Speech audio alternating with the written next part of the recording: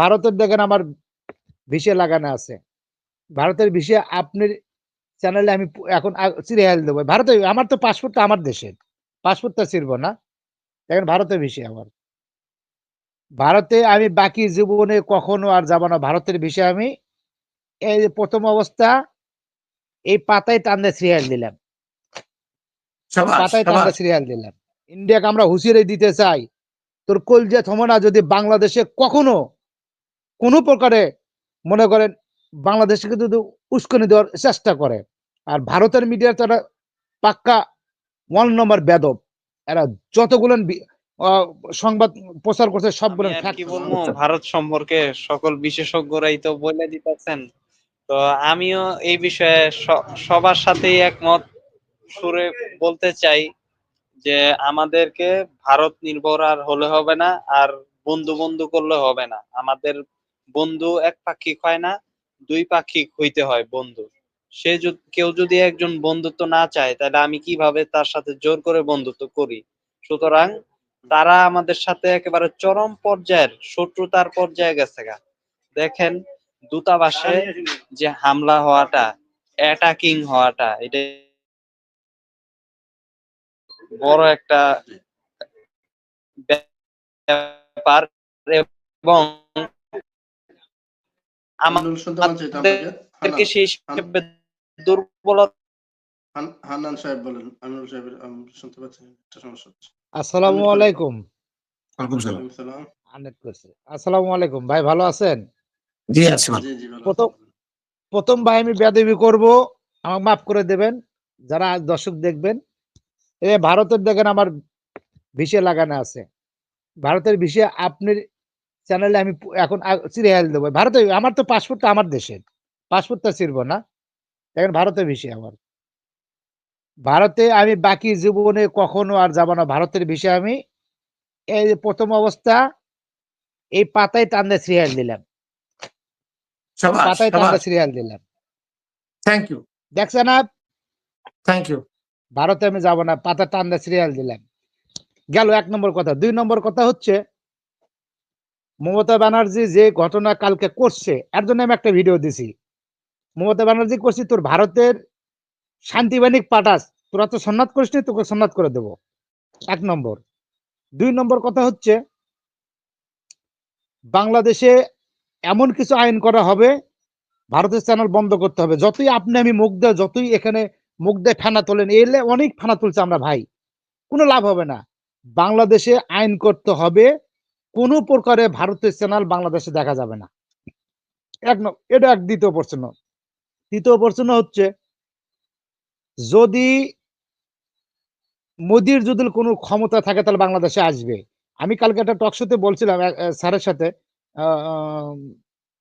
তো টক শোতে অনেকগুলো কথা আলোচনা হচ্ছে। তো আমরা চাচ্ছি যে বাংলাদেশে যে সেনাবাহিনী আছে, আমাদের যে তরুণ পর্যন্ত আছে, তরুণ যে ছেলেপেলে আছে, এখানে নতুন করে আবার ট্রেনিং দেওয়া হোক, ফ্রি ট্রেনিং। ইন্ডিয়ার জন্য আমরা প্রস্তুতি আছি, যে কোনো মূল্যে আমরা ইন্ডিয়াকে শান্ত করতে পারবো। ইন্ডিয়া যেন ভাবে না যে বাংলাদেশের উপর ইন্ডিয়া খবরদারি চালাবে। বাংলাদেশের উপর খবরদারি চালালে 7 সিস্টারের অর্ধেক চলে আসবে বাংলাদেশের মধ্যে। এটা ইন্ডিয়ার মাথায় রাখা উচিত। এখনো মনে করেন ওদের একটা শাস্ত্র আছে, এটা আগেকার লোকের, টেলিং জমা দিইনি, অস্ত্র জমা দিয়েছি, টেলিং জমা দিইনি। বুঝতে পারলাম ভাই? ইন্ডিয়াকে আমরা হুঁশিয়ারি দিতে চাই, তোর কলজা থমো না যদি বাংলাদেশে কখনো কোনো প্রকারে মনে করেন বাংলাদেশকে যদি উস্কানি দেওয়ার চেষ্টা করে। আর ভারতের মিডিয়া তারা পাক্কা 1 নম্বর বেদব। এরা যতগুলো সংবাদ প্রচার করছে সবগুলো ফ্যাক্ট সংবাদ, সম্পূর্ণ ফ্যাক্ট সংবাদ। এবং আমাদের বাংলাদেশে যে কটা ভারতের লোক আজকে দেখছেন, খবর দেখছেন, ভারতে আমাদের বাঙালি মনে করেন কালকে ঢুকছে, আজকে বাইরে আসছে। ওরা কোনো মানে এত দুর্ব্যবহার করতেছে, এত দুর্ব্যবহার, তা আমি মুখে ভাষা বলতে পারবো না। সে দুর্ভাষার কারণে আজকে ওরা বাংলাদেশে আবার বর্ডার ক্রস করছে, গেল অনেক ছোট ছোট বাচ্চারা লিয়ে গেছে। আচ্ছা ঠিক আছে, তোরা গেছু, তোরা বাংলাদেশটাকে ফিরে দে, তাদের সাথে কেন দুর্ব্যবহার করতে হবে? এই বাংলাদেশে আমি আজকে মিডিয়াতে বলতেছি, যে বাংলাদেশে আধার কাটলে বসে আছে, বাংলাদেশে হিন্দুরা আধার কাটলে বসে আছে, ভারতেও তারা নাগরিক, বাংলাদেশের নাগরিক। আমি বাংলাদেশের সরকারের কাছে অনুরোধ করতেছি তদন্ত করুক, আর আমি দেখে দেবো কোন কোন জায়গায় আধার কার্ড আছে, কোন কোন হিন্দু করে আধার কার্ড আছে, তারা তদন্ত করুক। তদন্ত করার পরে এলে হিন্দু ভারতে পাঠিয়ে দিক। এই হিন্দুর বাংলাদেশে থাকার কোনো অধিকার নাই। এই এই মালওয়ান করে বাংলাদেশে থাকার অধিকার নাই। ওই ভারতের আপনি আধার কার্ড বসে থাকবি, বাংলাদেশের ভোটার আইডি কার্ড বসে থাকবি। দুই দেশের ভোটার আইডি কার্ডের এই মালনের দরকার নেই। এই দেশকে ভালোবাসলে এই দেশের ভোটার আইডি থাকতে হবে, না হলে ভারতে পাঠিয়ে দিতে হবে। এটা আমি বাংলাদেশ সরকারের কাছে আবেদন জানাচ্ছি।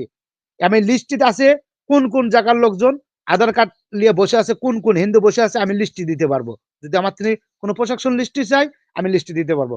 ধন্যবাদ ভাই, আসসালামু আলাইকুম। জি, ধন্যবাদ। ধন্যবাদ আপনাকে। আমি এটা আগুন দা পুড়লাম, আপনার সামনে দেখেন আগুন দা পুড়লাম। না, না, এটা না আগুন দিয়ে ভিডিওতে পরিচয় দেখাই। আপনার পলিসিগত সমস্যা না হবে। না, আমি আগুন দা পুড়বো। আমি এই আমাদের ভিডিও এখানে সমস্যা হবে, আমাদের এখানে সমস্যা হবে। কারণ আপনি এটা আগুন দেখালে এটা আমাদের পলিসিগত সমস্যা হবে, তাই আমরা দেখাতে পারছি না। জনাব ক্যাপ্টেন মারুফ রাজা। না, এটা আপনি ঠিকই করেছেন। এটা আসলে এক্সট্রিম জিনিস করা যাবে না। আমরা কোনো এক্সট্রিমিস্ট মানুষ না। উনি আমাদের সাথে আছেন।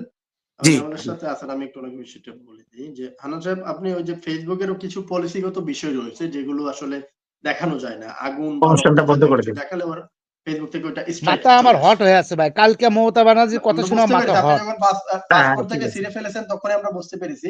কিন্তু আগুনের বিষয়টা দেখাতে গেলে এটা একটু সমস্যা করে ফেলবে। আমি জানি ভাই। থ্যাংক ইউ ভাই, ধন্যবাদ ধন্যবাদ। ভাই, থ্যাংক ইউ। জনাব মারুফ রাজা। জি, আসলে মানুষের, আমাদের জনগণের দেশপ্রেমের কোনো সন্দেহ নাই। কিন্তু আমরা যারা নেতা আছে, যারা আমাদের রাজনৈতিক নেতা বলেন আর সবকিছু সব নেতারা, তারা কিন্তু ঠিকভাবে এই জনগণটাকে, এই দেশের এই দেশাত্মবোধটাকে আমরা পরিচালনা করতে পারছি না। এত বড় একটা বিপ্লব, এতগুলো মানুষের জীবনের বিনিময়ে মাত্র 10-15 দিনের মধ্যে 2000 মানুষ হত্যা, তারপরে হাজার হাজার মানুষ পঙ্গু, প্রায় 20,000-25,000 মানুষ আহত। সেটাকে আমরা, এত বড় একটা বিপ্লবকে আমরা কেন সফলভাবে আমরা এটাকে প্রতিষ্ঠিত করতে পারলাম না? আমরা একটা জ্যান-ত্যান ভাবে, কে কোথা থেকে আসছে কিছু জানি না। এই দেখেন, এর আজকে একজন বলেছেন রাজনৈতিক ব্যাপারে, অনেকজনই বলেন এখন যে কেন বিএনপি নির্বাচনের কথা বলে, কেন জামাত নির্বাচনের কথা বলে। এটারও কারণ আছে। এটা আপনাকে বুঝতে হবে। দেখেন, রাজনৈতিক নেতৃত্ব ছাড়া দেশ চালানো যায় না। দেশের অনেক ডিসিশন রাজনৈতিক নেতৃত্ব দিতে পারে, সেটা বেসামরিক নেতৃত্ব, যারা মানে রাজনৈতিক না, অরাজনৈতিক, তারা দিতে পারে না। আজকে প্রফেসর ইউনূসের সরকারটার দিকেই দেখেন আপনার, উপদেষ্টা পরিষদে যারা আছেন তারাও কোনো ডিসিশন দিতে পারে না। আর যারা ডিসিশন দিচ্ছেন, এগুলো বায়াস ডিসিশন। হয়তো দেখা যাচ্ছে ভারতের পক্ষে কথা বলছেন, কেমন জানি আমাদের কাছে সন্দেহ লাগে। এই জিনিসগুলো কিন্তু রাজনৈতিক নেতৃত্ব যদি হতো, তাহলে কিন্তু হতো না সন্দেহটা। সেই জন্যই বিএনপি বারবার বলছে যে নির্বাচন সংস্কার যদি বেশি দেরি হয়, তাহলে বাংলাদেশে অরাজকতা সৃষ্টি হবে। ১১ সরকারের আপনারা দেখেছেন কি পর্যন্ত অরাজকতা হয়েছে। তারপরে 2 বছর ছিল, এবং তারপরে আবার ঘুরিয়ে ফিরে সেই ভারতের তত্ত্বাবধানে সেই আওয়ামী লীগকে আনা হয়। এই যত টাইম যাবে, তত কারিকুলাম, তত ষড়যন্ত্রের সুযোগ বাড়বে।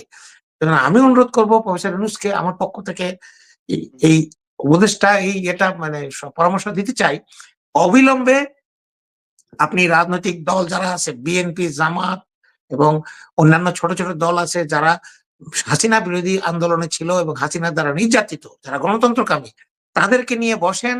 প্রত্যেককে থেকে আপনি নাম দিতে বলেন যে আপনারা দল হিসেবে বিএনপি 5 জন দেন, জামাত 5 জন দেন। এরভাবে আমি একটা উদাহরণ দিচ্ছি যে এরা আপনাদের লোক, আপনাদের বুদ্ধিজীবী, আপনাদেরই লোক, কিন্তু এনারা যেন পরবর্তীতে ইলেকশন না করে, এরকম লোককে আপনারা দেন। যে নির্বাচন করবে না, কনফ্লিক্ট অফ ইন্টারেস্ট হবে না, যেটা 5ই আগস্টের পরে 7ই আগস্টের সরকারই করা উচিত ছিল। কিন্তু কে বা কাহারা এটা করতে দেয়নি বা করেনি বা ভুলে গেছে, যাই হোক। দেন এদেরকে নিয়ে আপনারা উপদেষ্টা পরিষদ গঠন করেন। গুরুত্বপূর্ণ মন্ত্রণালয়গুলোতে আপনি এই ধরনের এদের দলের, তাহলে আপনি এই দলগুলোর পূর্ণ সাপোর্ট এবং কনফিডেন্স আপনি পাবেন। এবং নির্বাচন যখন করবেন, যে কখন হচ্ছে নির্বাচন, কেন হবে দেরিতে, কেন এখন হবে না, এগুলোকে প্রশ্ন আসবে না। পূর্ণ সহযোগিতা পাবে প্রফেসর ইউনূস এই দলগুলোর, যখন দলগুলো সরকারে থাকবে, তাদের প্রতিনিধিত্ব থাকবে। এটি তো হওয়া উচিত। আসলে যখন তত্ত্বাবধায়ক সরকার সিস্টেম ছিল, তখনও কিন্তু দলগুলোর থেকে আপনার নাম চাওয়া হতো। বিরোধী যে দলগুলো আছে, প্রধান বিরোধী, তাদেরকে বলা হতো যে আপনারা নাম দেন, আপনাদের চয়েস মতো আমরা করব। এটা তো সব জায়গাতে সিদ্ধ পদ্ধতি এবং লিগাল। এটা অবিলম্বে করা হোক, তাহলে এইসব এনজিও সেনজিও এইসব রিটায়ার্ড লোকজন যেগুলার হয়তো অনেকে ভারতপন্থী অনেকে ১১পন্থী এসব কথা শুনতে হবে না।